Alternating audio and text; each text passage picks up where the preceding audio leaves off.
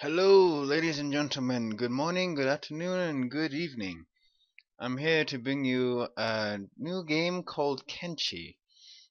It is an indie game. It is currently available on Steam for, I think, roughly $15 to $20 at the time of this recording. Um, it's developed by Lofi Games. I'll leave a link to the website in the description. It is an early access game, so be wary of that. It is always having new features added to it, as well as new ideas on the forums pages, which are just great. Alright, so what you see here is a little outpost I made, but let us skip to my main outpost, which is over here. This is Kenshi 0.66.2 at the current build. He says he's gonna update this as often as possible. Sometimes it's like an update every few weeks. Sometimes it's an update every few months. Sometimes it's many updates within a few days. It varies from time to time. But it does not take away the fun and enjoyment of this game.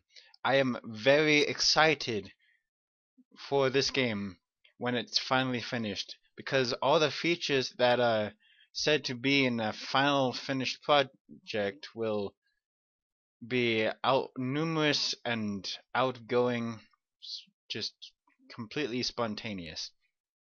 Alright, so many of you are probably wondering, what is this right here? Well, this is my main outpost. You can literally have as many outposts as you wish in this game, and that's not even the main part of it. That's one big part, yeah, but you can do a lot of other stuff in this game. So, I have made two outposts. This is my main one that I made here, and this over here is my other outpost. It is a squad-based game, so as you see down here in the control panel, or whatever you want to call this, I have many different types of characters. I have my main character named Death. Then I have these other characters. Some of them I got from depending on what beginning I chose. Other ones I went to towns to recruit new people. And as you see, the map is pretty expansive and huge. The creator of this game said that he's probably going to keep the map about the same size, but possibly add maybe more cities. I don't know. I mean, it's still under development, as I said before. And alright, let's get this guy right here. There are two main factions in the game so far. There are the Holy Nation, which is this guy's main faction, and these are like the little guards that faction has. And then there is the United Cities. So United Cities and the Holy Nation are the two main factions. And then you have the minor factions like Dust Bandits, Cannibals, Sand Ninjas, Starving Bandits, those types. And so currently on its current build, this is pretty fun. I mean, I like playing early access games myself for that reason, because each time you come back to it, there's probably going to be something new added. It may be minor, it may be major, but there's always something new.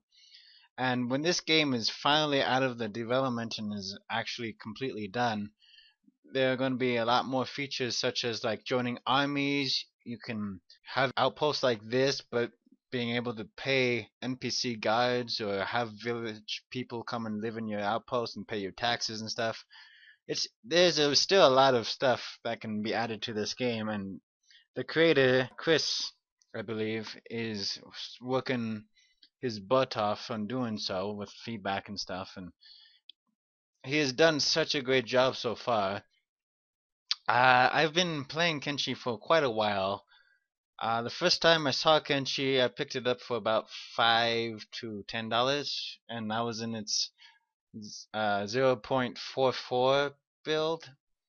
So that was quite a while ago, over a year or so. So yeah, so let me get into the basics of this game.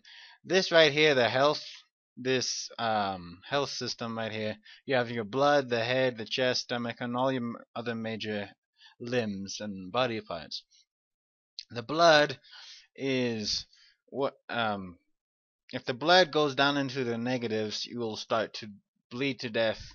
The head and all the other body parts, same thing applies. Although there are certain stats you can have, like toughness, for example.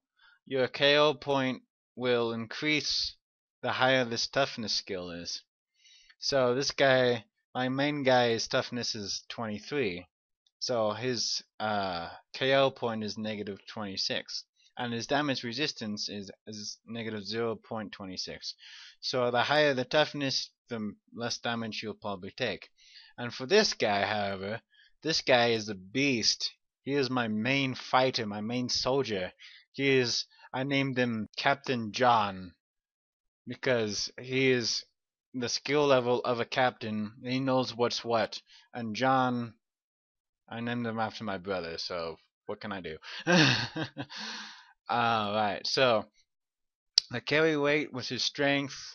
This will determine how much you can carry as well as damage and stuff. Dexterity will affect how good you are with a sword. And then you have these different types of weapons.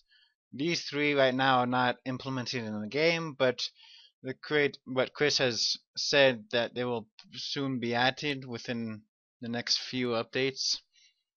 Turrets are pretty fun, and they're still being added upon. Right here, this thing right here is a turret. They're basically crossbows that can do major damage. The walls are new. They look more realistic in this like post-apocalyptic world or whatever. It's kind of like a desert.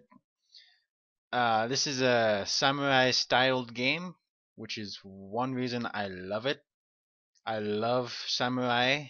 I love the style of buildings and deserts and stuff. Kind of reminds me of Tatooine from Star Wars in a way, but it has its own little flavor. It's like a Japanese samurai mixed in with like a desert apocalyptic world with two rival nations battling over lands and territories, as well as you got the bandits and stuff. And um, there will probably be missions you can do for your little outposts and for other factions.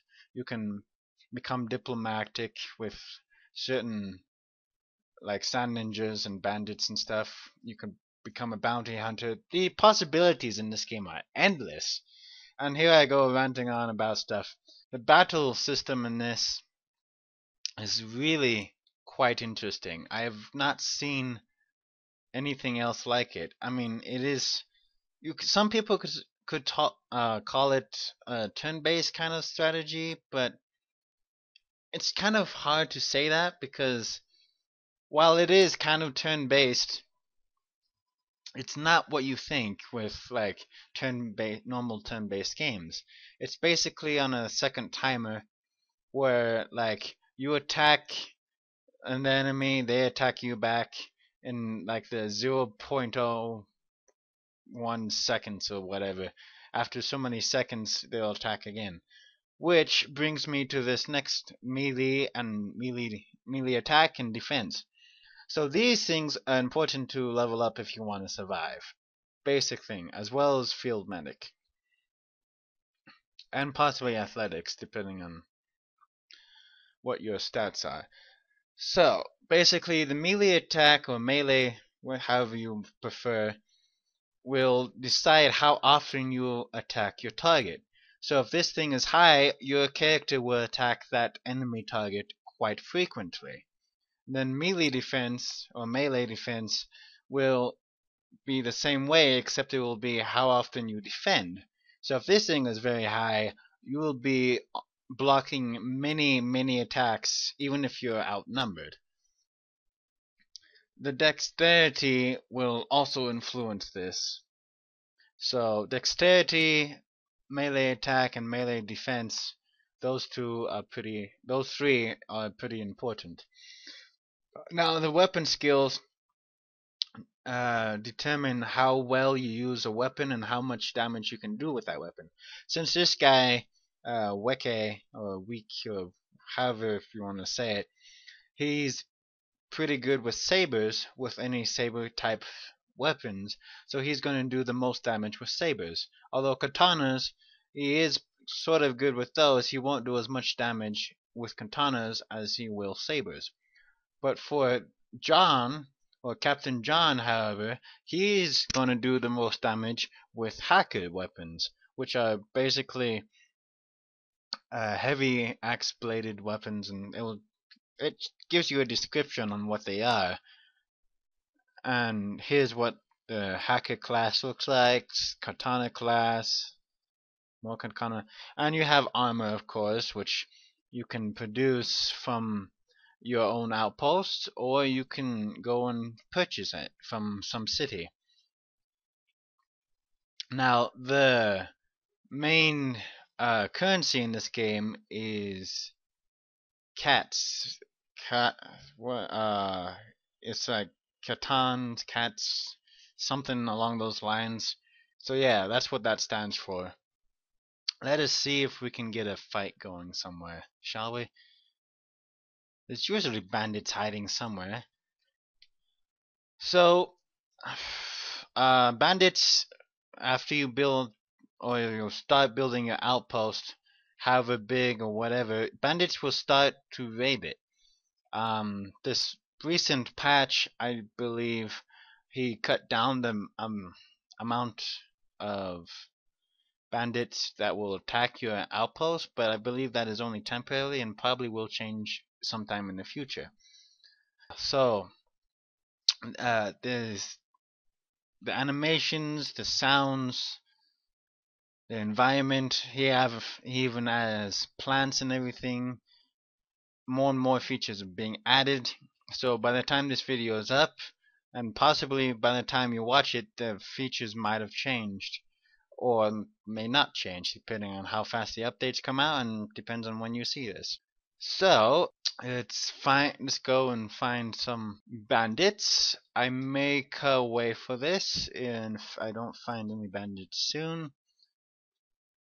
So, oh yes, these speed things on the side will help move your characters along. So, although since the map is huge, I know I'm not the only one suggesting this. I know there are probably plenty of other people out there. I have been on the forums myself to see this, as well as the whole civilization type thing. With your outpost, I do believe that the fastest speed would be nice, but it is nice right now. I just think maybe we should have some sort of alternate transportation, or maybe even a faster speed button. I don't know. This map is huge, and it takes a long time. It takes 5-10 minutes real life time to get from one end of the map to the other. And that's hoping you don't run into bandits or anything. This is such a huge map. So, I'll probably cut away, and when I find bandits, I'll see you then. Hello, welcome back. Alright, so I finally found somebody to attack. Apparently these hungry bandits thought it would be a good idea to attack my base. Alright, so here's the turn combat I'm talking about. See how he like swings his sword every so few seconds? That's basically the combat system in this game. Some people would call it turn combat, others wouldn't. I mean, it just depends on who you are. But yeah, that's the turn combat. And if you've seen my Mountain Blade Warband series or any of those videos, this game is similar to that in kind of way, but its own unique flavor, and it's new and different, and it combines all sorts of game styles into one.